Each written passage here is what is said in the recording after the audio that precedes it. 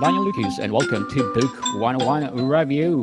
Book 101 is all about the books that I read for the last 40 years. And today I have my special guest. He is the author of the book, The Leadership Playbook, no other than Mr. Nathan Jamail. Thanks for having me. It's great to be here. Welcome to Book 101, Mr. Nathan. And can you please introduce more about yourself? Absolutely. I'm an author and I do keynote speeches and workshops. I've written 5 books, four on leadership and one on selling skills. Prior to being an author, I spent 15 years in corporate America in leadership roles. And then I've owned 6 or 7 small companies. I say 6 or 7, I guess 7 would be the right number uh, over my lifetime. Married to a wonderful love of my life for 18 plus years. I can't believe it. And then 4 kids. My oldest son is 30. My youngest daughter is 13. When you get so many kids, man, you stop counting. And then I have 2 granddaughters, and I live on the in the countryside and on the in the hill country, and outside of Austin, Texas. And man, I live the dream. Yes, indeed. Mr. Nathan Jamail, thank you so much for sharing your talents to the world. So, what exactly defines a coaching culture and why is it essential in today's business environment?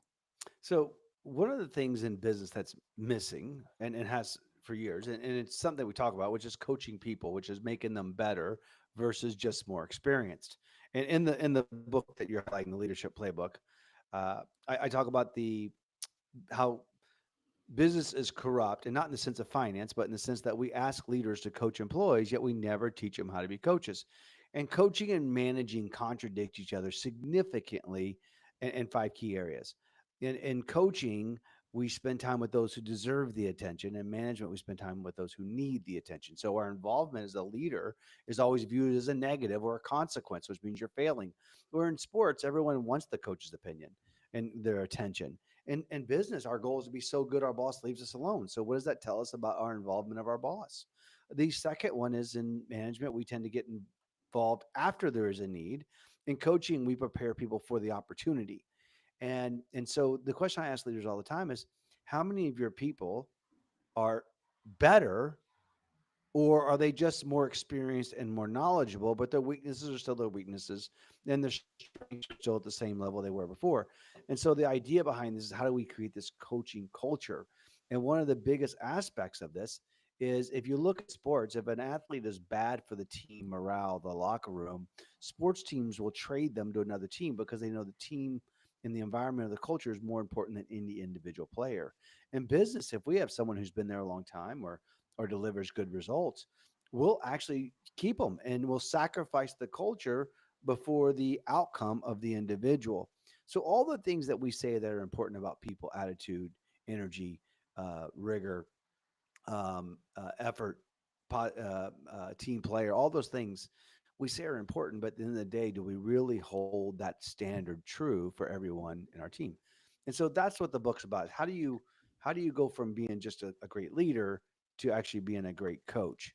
And so that's what the leadership playbook kind of breaks down into piece by piece, from studying the culture expectations all the way to accountability of people, as well as building the bench and recruiting new talent. Interesting book, Mr. Nathan. And of course, empowering. How can leaders transition from a traditional management style to coaching oriented approach? Yeah, so this is a I travel the country and have for the last 15 years, work with hundreds of organizations and thousands of leaders on how do you do this. And no one argues with the principle of, I want to coach my people. In fact, we say we coach our people all the time, but a lot of times it's confused with feedback. We think feedback is coaching, and that it's a part of it, but it's not necessarily coaching, because coaching is about preparing people versus just correcting people. A lot of people think coaching is about not giving clear direction. A lot of people think coaching is allowing people to come up with their own solutions. That's not coaching either. And so the idea of how do you transform from a traditional management type of behavior to a coaching principle, the first thing you have to do is you have to embrace the mindset of it. And one of the things that we have to think about is, people are busy now. And so if you're busy now, how do you actually start coaching? Because coaching, one of the the hardest parts of coaching is it's a time commitment. It's about giving to your people before you ever worry about responding to others. It's about meeting with them one on one, and not to do for some type of social check in or a checklist update. It's about meeting with them on a regular basis, on a weekly basis, would be my preference, to prepare them for the following week and help them with what they did or did not do the previous week. But the first piece of it is understanding and embracing the principles of it, that our job is to make people better, that our job is to spend time with them prior to their asking us, right? We spend time with them to prepare them, not as a response or a correction. And that's a change. One of the hardest ones that I think people they get, and it's hard to change, is where we spend our time. A lot of people say, you know what, I would love to spend more time with my top performers, but I'm always pulled in by the bottom performers. And then the big question becomes, and I get this quite a bit, it says, okay, I get that.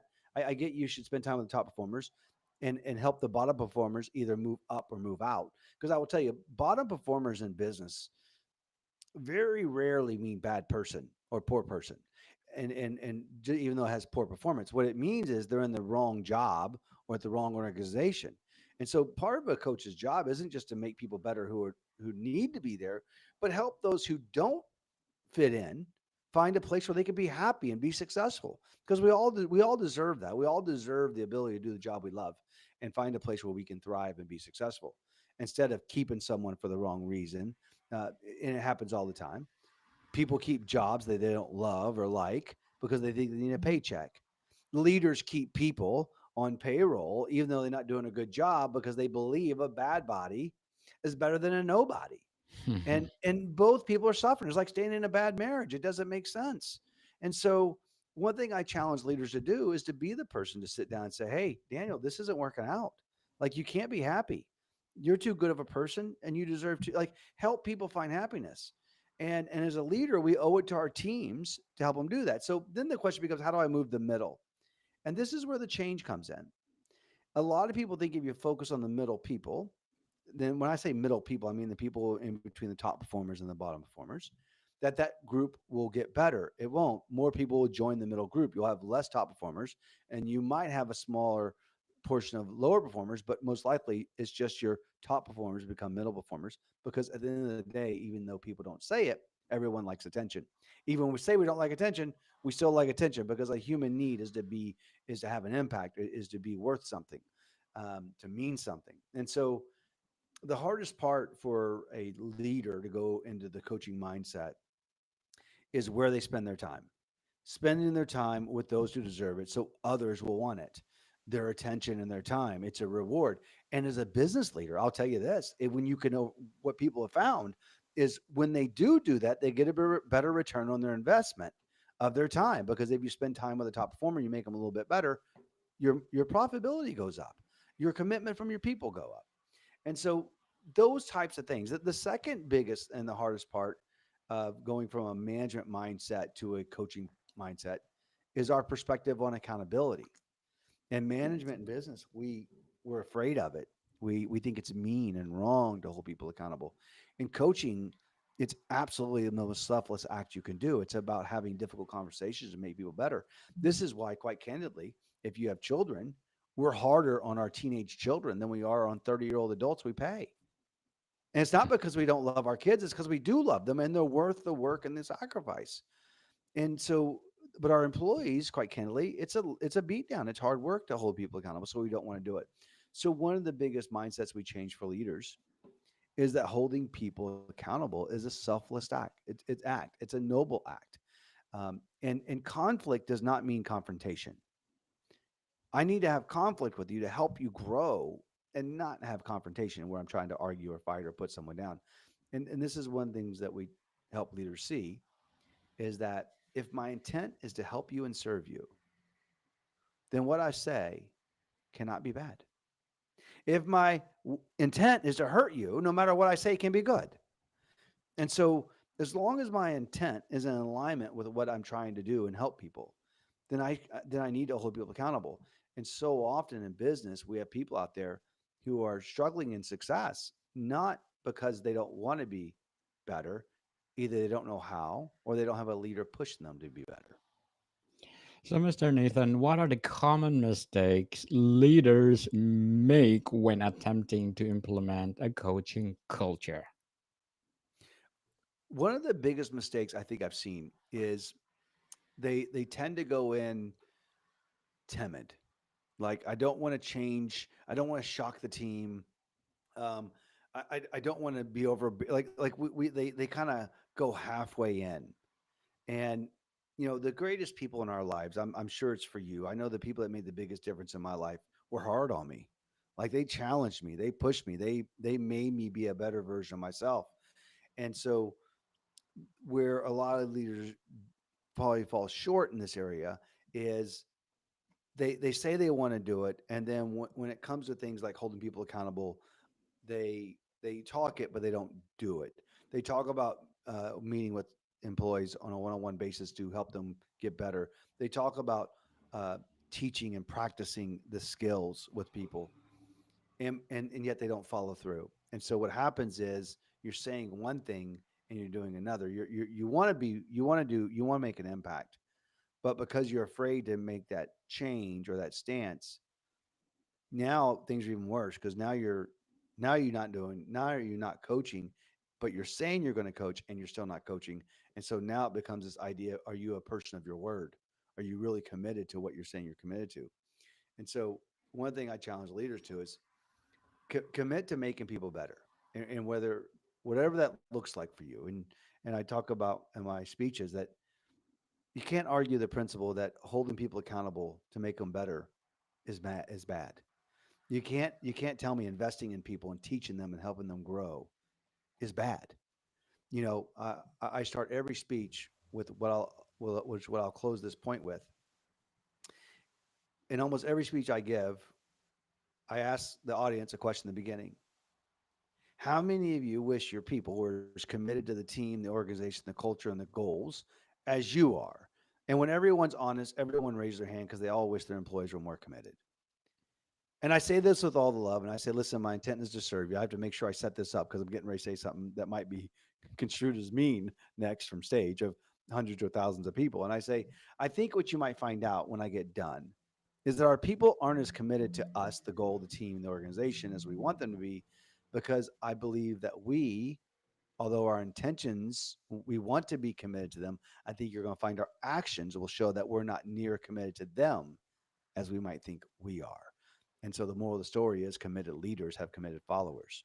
And so in that leadership playbook, we talk about when we allow people to be on a team who don't deserve to be there, we're letting down the team. When we don't hold people accountable, we're not committed to them. When we don't give them our time before it's needed, we're not committed to them. So often coaching requires a great commitment, and it's not easy to do. It's never urgent, yet it's always very important. And this is why it's so hard for leaders. Now, I'll tell you this: if you look at any organization and you find their top leader, the one main reason they're probably the top leader isn't tenure or experience. It's because they actually coach and spend time with their people. So, Mr. Nathan, how does a coaching culture empower team members at all levels of the organization? So, coaching empowers people at all levels because it makes people better.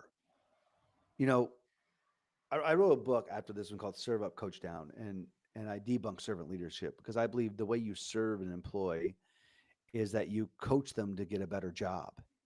You coach them to move on, whether it's with your organization or not your organization. But the way you empower people is to make them better. You don't, you know, the biggest mistake we make as managers as well is we think our job is to resolve the remove the obstacles from our people or resolve their problems. Problems don't come in different sizes. People do. What seems to be a small problem to me might be a big problem to someone else. The problem doesn't change. It's how we handle the problem. So my job as a leader, the way I empower my people, is to coach them to make them bigger than the problems. One of the ways we also empower our people is to help them achieve things that they wouldn't be able to achieve on their own. This is why I coach CEOs and CFOs and top leadership team. They seek the coaching because there's no one there to coach them. They pay for it because they know they want to get better. In business, our job and the way we empower our people is not to think about making them part of every decision because that's not possible. It's not about letting them figure it out on their own and not give direction. That's just avoiding the people and the problem. The way we truly empower people is to engage with them, to help them become bigger, better, stronger. And if we truly care about them, we would help them get promoted, even though it leaves a void on our team. And we wouldn't care if it's with our organization or someone else's. Now, trust me, we all have trouble finding good people. We want to keep all our good people. But if I truly care about you and I want the best for you, and there's a better opportunity outside the organization, as much as I don't want you to leave, I'll encourage it and support it. Yes, definitely indeed. So, Mr. Nathan, what would be your short-term and long-term goals in writing as well as a coach? Man, I'll tell you, I live the dream. I've been doing this for over almost 20 years now. And I always tell people I haven't worked since 2005. Um, my long term goal and my short term goal is to stay relevant, to have an Yes. impact on people, to continue doing what I do. I do executive coaching and I do speeches, and it was a gift that my maker gave me, and I love doing it, and I believe in it. And so my long term goal truly is to never retire, is to do this as long as I possibly can. I have a wonderful family that I love to spend time with and grow with, and as long as and I've been real fortunate over the last 20 years. I've been able to travel a ton and do a ton of speeches and not miss my family at the same time because I get to take them and we get to.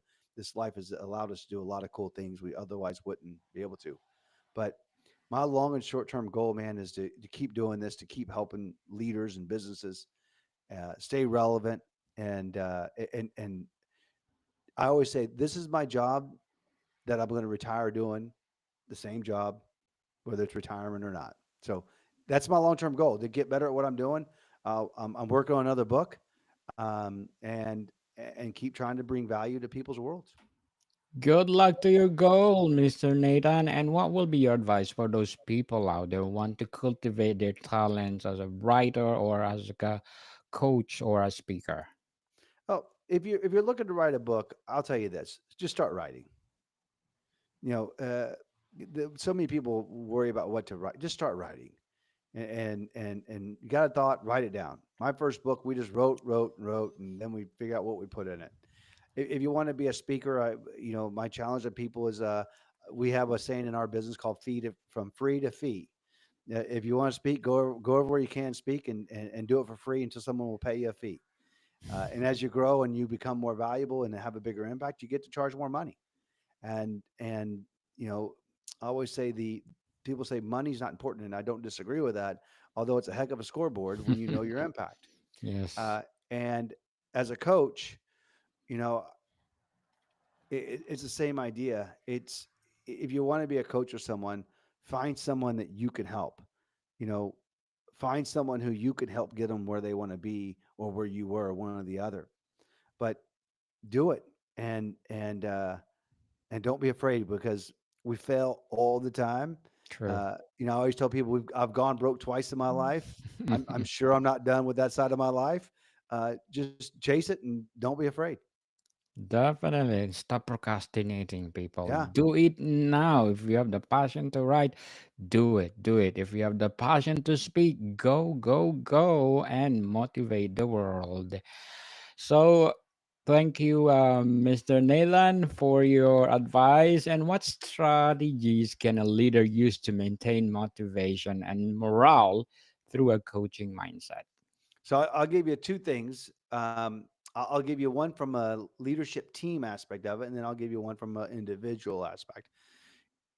From a leadership team, uh, there's a saying I made up a long time ago that says When people learn, they become more confident. When they become more confident, they become more motivated. This is why a new employee at a job is the most excited employee in the building, because they're drinking from a fire hose. They're thinking of all the amazing opportunities. Like, we're going to conquer the world, right? And some of the veterans are sitting back going, "You see the new guy? They're going to conquer the world. Give them Yes. 6 months, they'll be just like us." And and so what happens is we stop learning, and then when we stop learning, we become complacent, and then when we become complacent, we become bored, and so on. And so my challenge to leaders is stop doing boring staff meetings and start doing practice meetings. If you can take your group every week and teach them something, and I don't mean teach them something new. I'm not. You can't come up with new. I use a lot of sports analogies, not because I'm an athlete. I was 5'3" in the ninth grade. I wasn't fast. I wasn't tall. I wasn't big, but I was hardworking, so I could play some sports. But I wasn't going to college on the sports scholarship. Heck, quite candidly, I didn't even get to high school on the sports uh, field. But in sports, if you play, if you're a dancer, or if you do volleyball like my girls do, or you do acting, whatever it is, you practice the same things. They don't learn something new. They practice the things that they already know. And so what I challenge leaders to is start doing weekly practices. If you can make your people better at a key aspect of the job, whether it's communication, talking to customers, talking to peers, giving direction, help them get better at that to this week. Then they're going to be more confident when they interact with people. And because they're more confident, they're going to be more motivated to do something. So the key to motivation and keeping motivation is keep teaching people, not products and services, or trainings, but teaching people how to get better at the things they do every single day. On an individual basis, learners are earners. Everybody loves to say that the average CEO makes over 500 times the average employee, Yes. but they don't mention the average CEO reads 52 books a year and the average person reads less than one. Yes, true. And so if you want to know the difference between the person making $2 million a year and the person making $2,000 a year, I would be willing to bet it's a lot of it's held in their library. And so if I'm a learner, and listen, I'm an author who doesn't overall enjoy reading, but I listen to an audiobook every single day. I learn every single day. And so one of my challenges to the people I coach and everyone out here, if you want to grow and stay motivated, start reading. Read a book. Yes. If you don't like to read, listen to a book. And by the way, podcasts are great. Listen to podcasts. There's a lot of, podcasts is replacing all media, which is True. spectacular because it's learning, not just talking. And so, but I will say you have to mix in the both. And the reason why is when you read a book, it's in your own translations. When you listen to a podcast, you're hearing Nathan's perspective. And when you read my book, you read my words, but you're changing it into your perspective. And so I think it's important for both. But individually, read or listen. And as a group, teach, practice. If people are learning, they are becoming more confident and they are becoming motivated. It's that simple. It's just not easy. Beautifully articulated, Mr. Nathan. Very well said. So before we wrap up our discussion for today, I'm inviting you to please do listen to my other podcast, Food 101, in its fifth season. People, fifth season with Chef Alessandro, one of the executive chef in one of the five-star hotel in downtown Toronto. Please do listen to our latest episode. We are reading our letters senders all over the world. So what are the practical steps would you recommend leaders take first when creating a coaching culture?